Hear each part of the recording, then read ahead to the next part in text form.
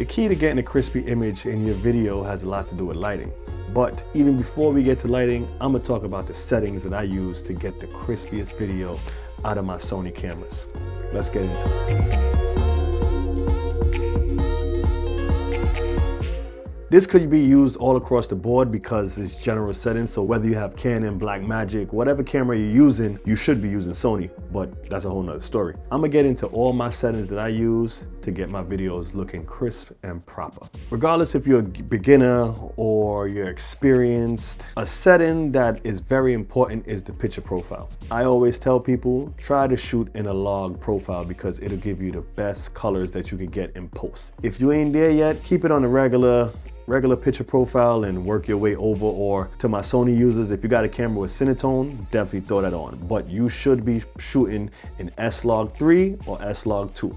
Whichever log profile that your camera has, whether it be Blackmagic film or whether it be Canon log, I think you need to be shooting in the log settings to preserve your colors and get the most out of it. This is the tricky subject, but I always try to leave my white balance around. If you're shooting in daylight, it should be 5600. So dive into your Kelvin settings and learn what Kelvin you should be shooting at. In a pinch, if you gotta use the regular stuff, if you're outside, try to use daylight, the daylight setting. If you're inside, try to use a light bulb setting. Try to figure out the right situation because white balance is very crucial to your image, especially if you're not shooting raw. So if you're just shooting internally in your camera, try to shoot at whatever Kelvin that you need to shoot at. So that varies. So we're not gonna really stress about the Kelvin, but get your white balance correct. Up next, we got the f-stop. This varies on how open your lens could go. With the magic of Sony, I'm always shooting wide open. So right now I got a 2.8 on me. So I got it open at 2.8.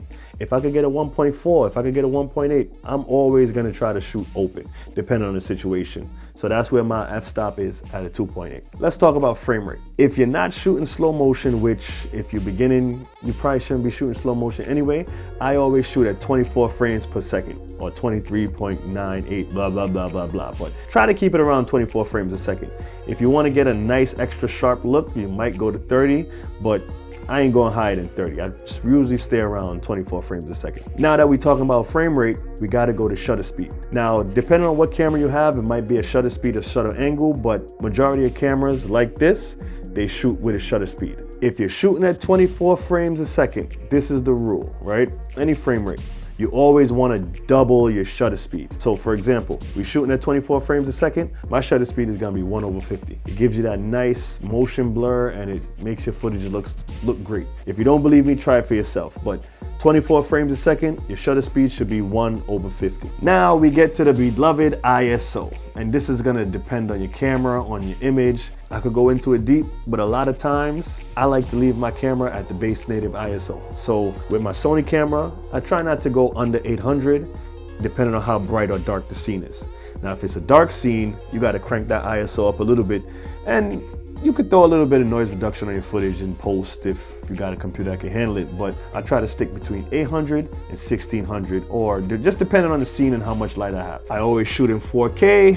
I shoot at the highest 4K that my memory card can handle, so that's depending on you and your memory card. They have some of these cameras now that shoot in 10-bit, like the A7IV, and you'd be remiss to not get that 10-bit footage out of your thing, but it depends on what memory card you got. So I always shoot at the highest quality, and I think you all should be shooting at the highest quality too. And I think that's it for my settings. You let me know down below what settings you're using, and if you found this video helpful.